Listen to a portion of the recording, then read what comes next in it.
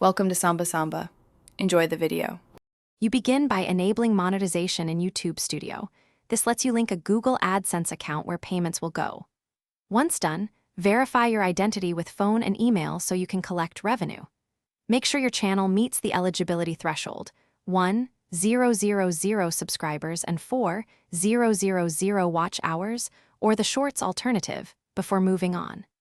This step matters because AdSense is the payment vehicle. Without it, you cannot request or receive a check or transfer. Next, go into AdSense and enter your payment address and choose check versus electronic transfer. Choose the currency you want paid in. Then complete any required tax forms, W-9 for US, W-8 for non-US, because missing tax info can hold payments. Monitor your finalized balance. AdSense aggregates monthly and only pays after you clear the $100 threshold. Make sure your account has no policy strikes, because holds or strikes delay issuance and checks will be withheld until finally, when your monthly finalized balance meets or exceeds $100, AdSense schedules payment after month close. You don't need to manually request it unless there's an issue. If you selected check, expect extra mailing time.